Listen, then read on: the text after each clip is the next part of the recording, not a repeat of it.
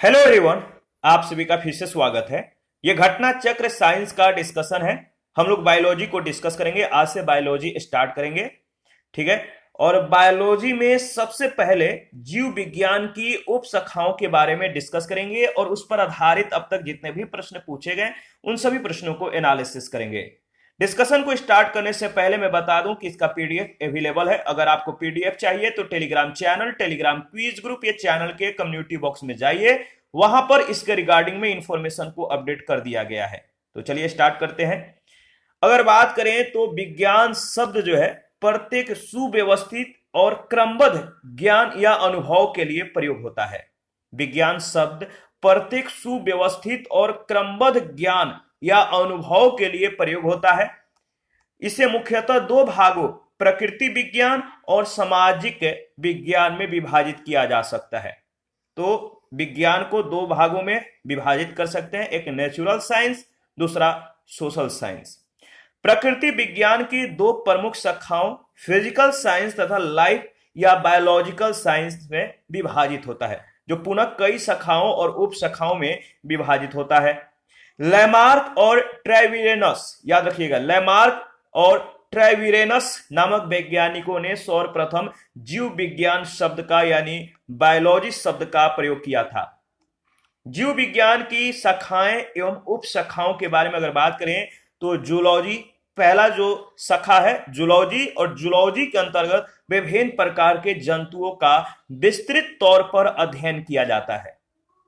इसके बाद है बॉटनी। इसमें क्या होता है तो बॉटनी में विभिन्न प्रकार के पादप और उनके क्रियाकलापों का अध्ययन होता है। इसके बाद है जीवाश्मिकी या पैलियोबायोलॉजी। पैलियोबायोलॉजी में क्या होता है जंतु और पादप यानी जीवों के जीवाश्मों का अध्ययन होता है। जंतु और पादप के जो जीवाश्म होते हैं इनके जीवाश्मों का अध्ययन किया जाता है। इसके बाद है पैलियोबॉटनी। पैलियोबॉटनी इसमें पादप जीवाश्मों का अध्ययन होता है। इसके बाद है इकोलॉजी। इकोलॉजी में क्या होता है सजीवों पर उनके चारों ओर के पर्यावरण के प्रभाव का अध्ययन होता है। इकोलॉजी में क्या होता है सजीवों पर उनके चारों ओर के पर्यावरण के प्रभाव का अध्ययन होता है। इसके बाद है जेनेटिक्स। जेनेटिक्स में क्या होता है तो जेनेटिक्स में जीवों के आनुवांशिक लक्षणों तथा इनकी वंशागति का अध्ययन होता है। फिजियोलॉजी के बारे में अगर बात करें तो शरीर के विभिन्न भागों के कार्य और कार्य विधियों का अध्ययन होता है। पैडोलॉजी में क्या होता है तो पैडोलॉजी में मृदा, मृदा निर्माण, मृदा के प्रकार इत्यादि का अध्ययन किया जाता है। जेरोंटोलॉजी। जेरोंटोलॉजी में क्या होता है इसमें होता है मनुष्य में वृद्धावस्था और काल प्रभावन के सामाजिक, संज्ञानात्मक और मनोवैज्ञानिक तथा जैविक पहलुओं का अध्ययन किया जाता है। इसके बाद है एथोलॉजी। एथोलॉजी में क्या होता है तो इसके अंतर्गत, इस शाखा के अंतर्गत मानव सहित सभी जंतुओं के व्यवहार का, उसके बिहेवियर का जो है अध्ययन किया जाता है। देखिए बायोनिक्स। बायोनिक्स में क्या होता है इस शाखा के अंतर्गत जैविक जगत के गुणों, सिद्धांतों के प्रयोग के द्वारा आधुनिक उपकरण और अभियांत्रिकी तंत्रों का निर्माण करना जो है इसके अंतर्गत किया जाता है। इसके बाद है बायोनॉमिक्स। बायोनॉमिक्स में क्या होता है जीवधारू, जो जीवधारी होते हैं जीवधारियों का उनके वातावरण के साथ संबंध का अध्ययन किया जाता है। आगे बढ़ते हैं। देखिए बहुत ही महत्वपूर्ण है, यहां से एक प्रश्न अक्सर पूछे गए हैं, मतलब इनमें से कोई ना कोई एक प्रश्न रहता है किसी भी एग्जाम में, तो इसको आप रट जाइएगा। मायोलॉजी के अंतर्गत क्या होता है यानी मायोलॉजी शाखा के अंतर्गत मनुष्य के पेशियों का अध्ययन किया जाता है। इसके बाद है मैमेलॉजी। मैमेलॉजी में स्तनधारी जंतुओं का अध्ययन होता है। इसके बाद है बायोनॉमी। बायोनॉमी में जीवन के नियमों से संबंधित अध्ययन किया जाता है। इसके बाद है बायोमेट्री। बायोमेट्री में गणित एवं सांख्यिकी की तकनीकों के द्वारा जीव विज्ञान का अध्ययन होता है। इसके बाद है फ्रेनोलॉजी। फ्रेनोलॉजी में अगर बात करें तो इस शाखा के अंतर्गत मस्तिष्क के विभिन्न भागों की क्रियाशीलता और विक्षिप्तता का अध्ययन किया जाता है। इसके बाद है एंथोलॉजी। एंथोलॉजी इस शाखा के अंतर्गत फूलों का अध्ययन होता है, फूलों के बारे में जो है अध्ययन किया जाता है एंथोलॉजी के अंतर्गत। इसके बाद है एग्रो एस्ट्रोलॉजी। एग्रो एस्ट्रोलॉजी में घास से संबंधित अध्ययन होते हैं, ठीक है, घास से संबंधित जो अध्ययन होता है इसको बोलते हैं एग्रो एस्ट्रोलॉजी। एग्रो मतलब आपको पता है, एग्रो यानी घास, यानी घास से संबंधित जो कृषि होता है इसमें इसके बारे में अध्ययन किया जाता है। इसके बाद है पैलिनोलॉजी। पैलिनोलॉजी, देखिए पैलिनोलॉजी में विभिन्न प्रकार के पराग कणों का अध्ययन होता है। आंकोलॉजी, आंकोलॉजी इसके अंतर्गत कैंसर और उससे संबंधित ट्यूमर का अध्ययन होता है। आंकोलॉजी में कैंसर व संबंधित ट्यूमर का अध्ययन किया जाता है। और शरीर विकास में या शारीरिक विकास में आने वाली असमानताओं का जो अध्ययन होता है इसको बोलते हैं टैटोलॉजी। क्या बोलते हैं? देखिए टैटोलॉजी, देखिए टैटोलॉजी के अंतर्गत शारीरिक विकास में आने वाली जो असमानताएं हैं इसका अध्ययन होता है। इसके बाद है कांड्रोलॉजी। कांड्रोलॉजी में उपास्थि से संबंधित अध्ययन होते हैं। और इसके बाद है ऑस्टियोलॉजी।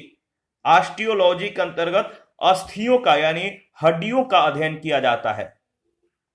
सेरोलॉजी, सेरोलॉजी के अंतर्गत रुधिर सीरम का वैज्ञानिक अध्ययन होता है। और हिमेटोलॉजी के अंतर्गत अगर बात करें तो इसमें रुधिर का अध्ययन करते हैं। रुधिर यानी ब्लड से संबंधित अध्ययन को हिमेटोलॉजी कहते हैं। न्यूरोलॉजी के अंतर्गत तंत्रिका तंत्र से संबंधित अध्ययन को कहते हैं। यानी न्यूरोलॉजी में आपने सुना भी होगा कि ये जो सर्जन है न्यूरोलॉजी है या इस तरह से, तो वो तंत्रिका तंत्र से संबंधित विशेषज्ञ होते हैं। तो न्यूरोलॉजिस्ट के अंतर्गत तंत्रिका तंत्र से संबंधित अध्ययन किए जाते हैं। इसके बाद है लिथोट्रिप्सी। लिथोट्रिप्सी के अंतर्गत अगर बात करें तो इस शाखा के अंतर्गत क्या क्या चीजों को अध्ययन किया जाता है, तो यह एक चिकित्सकीय प्रक्रिया जिसमें किरणों की सहायता से गुर्दे, पित्ताशय, मूत्राशय, इन सभी के थैली में स्थित पथरी को, ये जो स्टोन होते हैं पथरी, इनको तोड़ने या तोड़कर मरीज का इलाज किया जाता है। तो लिथोट्रिप्सी के अंतर्गत क्या होता है? चिकित्सकीय प्रक्रिया के अंतर्गत जिसमें किरणों के सहायता से, रे के सहायता से गुर्दे, पित्ताशय, मूत्राशय की थैली में जो पथरी हो जाते हैं, जो स्टोन हो जाते हैं, इनको तोड़कर मरीज का इलाज किया जाता है। इसके बाद है पैथोलॉजी। पैथोलॉजी के अंतर्गत क्या किया जाता है? तो रोगों की प्रकृति, लक्षण और कारकों का अध्ययन होता है। इसके बाद है देखिए पैरासिटोलॉजी। पैरासिटोलॉजी के अंतर्गत परजीवों, जो परजीवी होते हैं, इन परजीवी जीवों का अध्ययन होता है। वायरोलॉजी, वायरो यानी वायरस, इससे बना है वायरोलॉजी, वायरस यानी विषाणु यानी वायरस का अध्ययन होता है।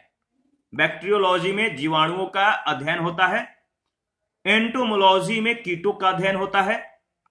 मिर्मेकोलॉजी, मिर्मेकोलॉजी के अंतर्गत चींटियों का अध्ययन किया जाता है। और मैलोकोलॉजी, मैलोकोलॉजी के अंतर्गत मोलस्का और इनके खोलों का अध्ययन होता है। मैलोकोलॉजी के अंतर्गत मोलस्का और इनके जो कवर होते हैं, खोल होते हैं, इनका अध्ययन होता है। इसके बाद इक्थियोलॉजी। इक्थियोलॉजी के अंतर्गत अगर बात करें तो मत्स्य की संरचना, कार्की इत्यादि का अध्ययन होता है। सर्पेंटोलॉजी, सर्पेंटोलॉजी के अंतर्गत सर्पों का अध्ययन होता है। हर्पेटोलॉजी, हर्पेटोलॉजी के अंतर्गत उभयचर तथा सरीसृपों का अध्ययन होता है। और आर्निथोलॉजी, आर्निथोलॉजी के अंतर्गत क्या होता है? देखिए ऑर्निथोलॉजी के अंतर्गत पंछियों का अध्ययन होता है। और डर्मेटोलॉजी के अंतर्गत त्वचा और इसके त्वचा से संबंधित रोगों का अध्ययन होता है डर्मेटोलॉजी के अंतर्गत। ट्रोफोलॉजी के अंतर्गत पोषण और पोषण विधियों का अध्ययन होता है। और टेटोलॉजी के अंतर्गत उपार्जित लक्षणों का अध्ययन किया जाता है। तो आपको याद रखना है, काफी ये इंपॉर्टेंट है। इसके बाद प्रमुख शब्दावलियां एवं संबंधित उत्पाद है, तो इसके बारे में भी डिस्कस कर लेते हैं। जैसे एपीकल्चर, एपीकल्चर के अंतर्गत क्या किए जाते हैं? तो एपीकल्चर इसमें जो होता है व्यापारिक स्तर पर शहद उत्पादन होता है और फसलों में परागण के लिए मधुमक्खी का पालन किया जाता है। तो या शहद उत्पादन से संबंधित या मधुमक्खी पालन से संबंधित जो कृषि है या जो शब्दावलियां हैं, इसको बोलते हैं एपीकल्चर। एवी कल्चर के अंतर्गत पंछी पालन होता है। एक्वा कल्चर के अंतर्गत अगर बात करें तो जलीय जीवों, जंतु एवं वनस्पतियों का संवर्धन होता है। एल्गा कल्चर के अंतर्गत एक्वा कल्चर का एक प्रकार है जिसके अंतर्गत शैवालों की कृषि की जाती है। पीसी कल्चर यानी इसको पीसी कल्चर के अंतर्गत मत्स्य पालन या मछली पालन होता है। एग्रीकल्चर के अंतर्गत अगर बात करें तो फसल संवर्धन, पशुपालन तथा कृषि से संबंधित विज्ञान।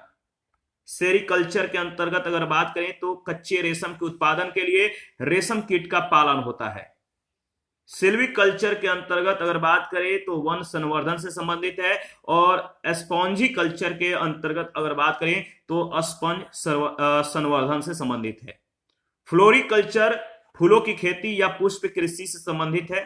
फ्लोरिकल्चर के अंतर्गत क्या किया जाता है? फूलों की खेती की जाती है या पुष्प कृषि की जाती है। ओलेरी कल्चर के अंतर्गत अगर बात करें तो सब्जियों की कृषि को कहते हैं। सब्जियों की जो कृषि होती है इसको ओलेरी कल्चर बोलते हैं। आर्बोरी कल्चर के अंतर्गत क्या किया जाता है कि वृक्षों और झाड़ियों की कृषि होती है। वृक्षों तथा झाड़ियों की कृषि को आर्बोरी कल्चर कहते हैं। हॉर्टिकल्चर के अंतर्गत फूलों, फलों, सब्जियों और मसालों की खेती होती है। इसके बाद अगर बात करें तो पोमोलॉजी है। पोमोलॉजी में फलों की कृषि होती है और एग्रोनॉमी में फसलों की खेती होती है। पोमोलॉजी में फलों की कृषि, एग्रोनॉमी में फसलों की खेती और वर्मी कल्चर के अंतर्गत कृषि उत्पादन में वृद्धि के लिए केचुआ का पालन किया जाता है। ओस्ट्रीकल्चर के अंतर्गत व्यापार के लिए सीपों में जो सीप होते हैं इन सीपों में कृत्रिम प्रजनन किया जाता है। और ओलीकल्चर के अंतर्गत जैतून का उत्पादन, संरक्षण और व्यापार किया जाता है। हेलीकल्चर के अंतर्गत घोंघों का या स्नेल्स का जो है संवर्धन होता है। बीटी कल्चर के अंतर्गत अंगूर का उत्पादन किया जाता है। और मेरीकल्चर के अंतर्गत मानव उपभोग के लिए समुद्री जीवों का संवर्धन यानी जंतु और वनस्पति का संवर्धन होता है। मोरिकल्चर के अंतर्गत शहतूत की खेती होती है। और हाइड्रोपोनिक्स या एरोपोनिक्स, ये क्या है तो इसको याद रखिएगा। हाइड्रोपोनिक्स या जो एरोपोनिक्स है इसके अंतर्गत अगर बात करें तो देखिए एरोकल्चर है ये मृदा विहीन पादप का संवर्धन होता है। यानी एरोकल्चर में बिना मिट्टी के पौधों का जो है मतलब कि विकास किया जाता है, संवर्धन किया जाता है। यहाँ पे आप देख सकते हैं जैसे यहाँ पे दिखाया गया है कि जैसे मान लीजिए हाइड्रोपोनिक प्रणाली के द्वारा पादप का जो संवर्धन होता है कैसे होता है। ये पानी है, मान लीजिए ये पोषक, इसमें पोषक द्रव मिला रहता है। ये वायु पत्थर है, ठीक है। ये है आपका वायु पंप, ठीक है, ये वाला एयर पंप है। ये पौधे हैं, ठीक है। इसमें क्या होता है कि इन पोषक द्रवों का ये जो पादप होते हैं मतलब कि उपयोग करते हैं, उपभोग करते हैं और अपना वृद्धि करते रहते हैं। तो इस तरह से आप जो शो प्लांट होते हैं जो पानी में सिर्फ रखा जाता है, मिट्टी की जरूरत नहीं होता है, ये इन्हीं के अंतर्गत आते हैं। सिट्रीकल्चर के अंतर्गत अगर बात करें तो खट्टे फल और फलों, जो खट्टे फल होते हैं या रसदार जो फल होते हैं या फल उत्पादों का संवर्धन होता है सिट्रीकल्चर के अंतर्गत। और वेजिकल्चर के अंतर्गत सब्जियों एवं पौधों की कृषि होती है, यानी मुख्यतः जड़ वाले फसलों की कृषि जिनमें कायिक प्रवर्धन होता है। तो चलिए इस पर आधारित अब तक जितने भी प्रश्न पूछे गए उन सभी प्रश्नों को एनालिसिस कर लेते हैं। जैसे पहला है जूलॉजी, यानी जंतु विज्ञान का अध्ययन करता है। जंतु विज्ञान का अध्ययन करता है। देखिए जंतु विज्ञान में किसका अध्ययन किया जाता है तो जीवित व मृत जानवरों दोनों का जो है जूलॉजी के अंतर्गत अध्ययन किया जाता है, यानी सी ऑप्शन। जंतु विज्ञान के अंतर्गत जीवित व मृत जानवरों का विस्तृत अध्ययन किया जाता है। जंतु विज्ञान जीव विज्ञान की एक प्रमुख ब्रांच है, शाखा है, जिनके जनक या फादर अरस्तु माने जाते हैं। सेकंड प्रश्न है सूची 1 सूची 2 के साथ आपको मिलान करना है। तो चलिए मिलान करते हैं। इसका सही जवाब क्या होगा। जैसे पंछी का जो संबंध है किससे है तो पंछी का संबंध है आर्थिनोलॉजी से। वंशागति का जो संबंध है जेनेटिक्स से है। वंशागति है जेनेटिक्स। पर्यावरण का जो संबंध है वो है आपका इकोलॉजी, और जीवाश्म का पैलियोबायोलॉजी। यानी इसका सही जवाब हो जाएगा ऑप्शन बी।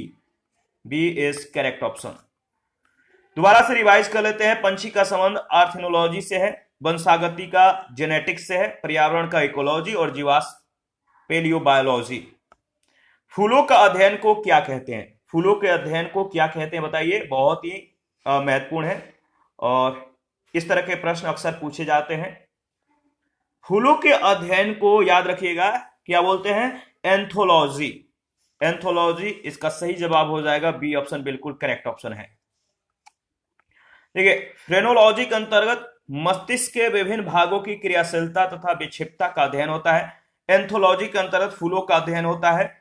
एग्रोएस्ट्रोलॉजी के अंतर्गत घास से संबंधित अध्ययन करते हैं, और पैलिनोलॉजी के अंतर्गत विभिन्न प्रकार के पराग कणों का जो है अध्ययन होता है।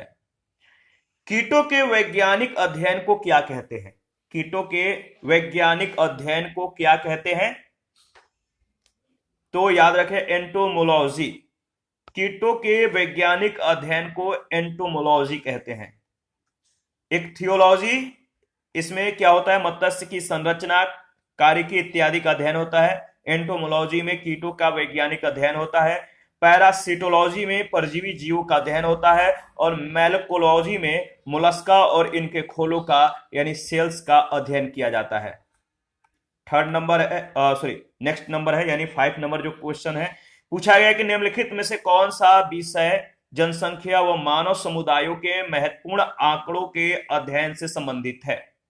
निम्नलिखित में से कौन सा विषय जनसंख्या व मानव समुदायों के महत्वपूर्ण आंकड़ों के अध्ययन से संबंधित है? तो इसका सही जवाब क्या होगा बताइए?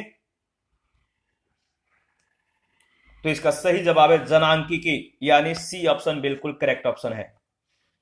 देखिए, डेमोग्राफी यानी जनांकिकी के अंतर्गत जनसंख्या व मानव समुदायों के समस्त निर्धारक तत्वों और उनके परिणामों का अध्ययन किया जाता है। इसके अंतर्गत जनसंख्या के आकार, क्षेत्रीय वितरण और बनावट, उसमें पाए जाने वाले परिवर्तन तथा परिवर्तन के उत्तरदायी कारणों जैसे जन्म दर, मृत्यु दर, क्षेत्रीय संचरण और सामाजिक गतिशीलता का अध्ययन किया जाता है। यानी इसके अंतर्गत जनसंख्या के गुणात्मक एवं परिमाणात्मक दोनों ही पक्षों का अध्ययन व विश्लेषण किया जाता है। 6 नंबर है, विभिन्न संस्कृतियों के वैज्ञानिक वितरण के तुलनात्मक अध्ययन को क्या कहते हैं? विभिन्न संस्कृतियों के वैज्ञानिक वितरण के तुलनात्मक अध्ययन को क्या कहते हैं? तो इसका सही जवाब हो जाएगा बताइए, एथनोलॉजी। क्या कहते हैं? एथनोलॉजी, यानी ऑप्शन ए इसका करेक्ट ऑप्शन है।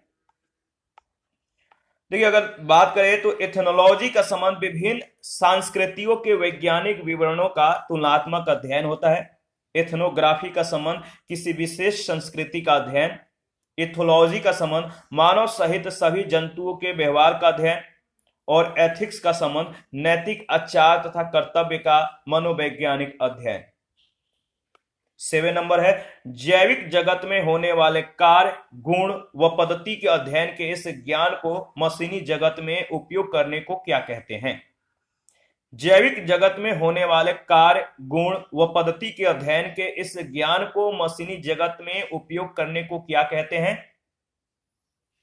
तो इसका सही जवाब हो जाएगा bionics, option A. Option A बिल्कुल करेक्ट ऑप्शन है। बायोनिक्स जैविक जगत में होने वाले कार्य, गुण और पद्धति का अध्ययन एवं अजैव तंत्र पर इसका प्रयोग। बायोनोमिक्स का संबंध किससे है? तो जीवधारियों का उनके वातावरण के साथ संबंध का अध्ययन। बायोनोमी का संबंध जीवन के नियमों का अध्ययन होता है, और बायोमेट्री में गणित और सांख्यिकीय तकनीकी के द्वारा जीव विज्ञान का अध्ययन होता है। प्रश्न संख्या 8 है, पैलियो वनस्पति के अंतर्गत अध्ययन करते हैं। पैलियो वनस्पति के अंतर्गत अध्ययन करते हैं, तो इसका सही जवाब है इनमें से कोई नहीं, यानी डी ऑप्शन। देखिए, पैलियो वनस्पति या पैलियो बॉटनी के अंतर्गत पादप जीवाश्मों का, फॉसिल्स प्लांट्स का अध्ययन करते हैं, जो कि लाखों वर्ष पूर्व बर्फ, मिट्टी इत्यादि के नीचे किसी प्राकृतिक घटना के कारण दब गए थे। उनकी छाप पत्थरों के चट्टानों में प्राप्त होती है। जीवाश्मों से जैव विकास के वास्तविक ठोस प्रमाण मिलते हैं। प्रोफेसर बीरबल साहनी को भारतीय जीवाश्म वनस्पति विज्ञान का जनक कहा गया है। प्रश्न संख्या 9 है, रेशम कीट पालन को कहते हैं, रेशम कीट पालन को क्या कहते हैं? तो याद रखिएगा सेरीकल्चर, सी ऑप्शन इसका सही जवाब हो जाएगा। एपीकल्चर, इसके अंतर्गत व्यापारिक स्तर पर शहद उत्पादन तथा फसलों में परागण के लिए मधुमक्खी पालन होता है। हॉर्टिकल्चर के अंतर्गत पुष्प एवं फल देने वाले पौधों का अध्ययन होता है। सेरीकल्चर में कच्चे रेशम के उत्पादन के लिए रेशम कीट का पालन होता है। और फ्लोरिकल्चर के अंतर्गत सजावट के लिए काम आने वाले फूलों का अध्ययन होता है। मधुमक्खी का उपयोग किया जाता है किसके अंतर्गत? मधुमक्खी का उपयोग किसके अंतर्गत किया जाता है? तो याद रखिएगा सही जवाब है एपीकल्चर में। 11 नंबर है, निम्नलिखित में से कौन सा सही सुमेलित नहीं है? कौन सा सही सुमेलित नहीं है? तो देखिए इसका सही जवाब हो जाएगा सब्जियों की खेती का संबंध हॉर्टिकल्चर से दिया गया, जो कि सही सुमेलित नहीं है। बागवानी यानी हॉर्टिकल्चर कृषि एक विशेष पद्धति है। इसके तहत फलों की कृषि, सब्जियों की कृषि तथा फूलों की कृषि आती है। ए और डी के तहत फलों की खेती और फलों की खेती के लिए जो है फ्लोरिकल्चर, फूलों की खेती और फलों की खेती के लिए फ्लोरिकल्चर और पोमोलॉजी नामकरण किया गया, जो कि इसके लिए विशेष शब्दावलियां हैं। विकल्प सी के अंतर्गत सब्जियों के खेती के लिए नामकरण हॉर्टिकल्चर किया गया है, जो इसके बृहद श्रेणी की शब्दावली है। सब्जियों की खेती के लिए इसकी विशेष शब्दावली जो है ओलेरिकल्चर है। यदि सभी नामकरण विशिष्ट शब्दावली के रूप में ही सही माने जाएं तो विकल्प सी सही सुमेलित नहीं होगा, क्योंकि यह हॉर्टिकल्चर के स्थान पर ओलेरिकल्चर होना चाहिए। यानी फसल एक बृहद शब्दावली है जिसके अंतर्गत सभी प्रकार के फसल जैसे खाद्यान्न, गैर खाद्यान्न, पशु आहार फसलें, ये सभी शामिल होंगी। फसलों की खेती के अंतर्गत फसल और इसके लिए प्रयुक्त मृदा भी शामिल होगी। इसके लिए इसकी बृहद शब्दावली एग्रोनॉमी का नामकरण उचित है। 12 नंबर है, सब्जी के लिए काम आने वाले पौधों के अध्ययन को क्या कहते हैं? सब्जी के लिए काम आने वाले पौधों के अध्ययन को कहते हैं, क्या कहते हैं? तो याद रखिएगा सही जवाब हो जाएगा ओलेरिकल्चर। क्या कहते हैं? ओलेरिकल्चर। यानी ऑप्शन जो सही जवाब है जिस ऑप्शन में दिया गया वो है डी ऑप्शन। 13 नंबर है, निम्नलिखित युग्मों में कौन सुमेलित नहीं है? निम्नलिखित युग्मों में कौन सुमेलित नहीं है? तो इसका सही जवाब है पीसी कल्चर का संबंध लाह का कीड़ा से दिया गया, जो कि सही सुमेलित नहीं है, यानी सी ऑप्शन। पीसी कल्चर मछली पालन से संबंधित है, अन्य जो दिए गए हैं वो सभी सुमेलित हैं। 14 है, निम्नलिखित में से कौन सी जोड़ी सुमेलित है? शब्द और अर्थ दोनों सही हैं, तो इसका सही जवाब हो जाएगा लेक्सिकोग्राफी का संबंध शब्दकोश का संकलन से है, यानी ऑप्शन ए जो है सही जोड़ा है, सही पेयर है। लेक्सिकोग्राफी, लेक्सिकोग्राफी का संबंध शब्दकोश का संकलन या संयोजन से है। फिलोलॉजी का संबंध भाषा की संरचना एवं विकास एवं इतिहास का अध्ययन से है। एंटोमोलॉजी का संबंध कीटों का अध्ययन से है। और आइकोनोग्राफी, आइकोनोग्राफी का संबंध प्रतिमाओं या चित्रकला का अध्ययन से है। लेक्सिकोग्राफी का संबंध किससे है? लेक्सिकोग्राफी का जो संबंध है किससे है? तो शब्दकोश के संयोजन से। बी ऑप्शन बिल्कुल सही जवाब है। 16 नंबर है, विटीकल्चर के द्वारा निम्नलिखित में से कौन एक उत्पादित होता है? विटीकल्चर के द्वारा निम्नलिखित में से कौन एक उत्पादित होता है? तो इसका सही जवाब है अंगूर। अंगूर की कृषि विटीकल्चर के अंतर्गत की जाती है। देखिए, विटीकल्चर अंगूरों के उत्पादन और उनके अध्ययन से संबंधित विज्ञान की एक शाखा है। कीट संवर्धन क्या है? कीट संवर्धन क्या है? तो देखिए, अगर बात करें तो कीट संवर्धन जो है वह कीटों की वृद्धि करने का विज्ञान, ऑप्शन ए। कीट संवर्धन कीटों जैसे कि केंचुआ की वृद्धि करने का विज्ञान है। केंचुआ को कृषकों का मित्र एवं भूमि की आंत कहा जाता है। केंचुआ खाद या वर्मी कंपोस्ट पोषक पदार्थों से भरपूर एक उत्तम जैव उर्वरक है। वर्मी कल्चर में प्रयुक्त वर्म होता है। वर्मी कल्चर में कौन सा वर्म प्रयोग होते हैं? 18 नंबर जो प्रश्न है इसका सही जवाब क्या होगा कमेंट करके बताइए, बहुत ही महत्वपूर्ण है। वर्मी कल्चर में प्रयुक्त वर्म होता है अर्थवर्म, यानी जिसे केंचुआ बोलते हैं। वर्मी कंपोस्ट को वर्मी कल्चर या केंचुआ पालन भी कहते हैं। केंचुओं के मल से तैयार खाद ही वर्मी कंपोस्ट कहलाती है। 19 नंबर है, जेनेटिक्स निम्न में से किसका अध्ययन है? जेनेटिक्स निम्न में से किसका अध्ययन है? तो इसका सही जवाब हो जाएगा आनुवांशिकता और विचरण का, डी ऑप्शन। जेनेटिक्स या आनुवांशिकी जीव विज्ञान की वह शाखा जिसके अंतर्गत जीवधारियों के आनुवांशिक लक्षणों तथा इनकी वंशागति व विचरण का अध्ययन किया जाता है। जेरेंटोलॉजी निम्नलिखित में से किसके अध्ययन से संबंधित है? जेरेंटोलॉजी निम्नलिखित में से किसके अध्ययन से संबंधित है? तो इसका सही जवाब हो जाएगा, बताइए, वृद्ध, यानी डी ऑप्शन, वृद्ध।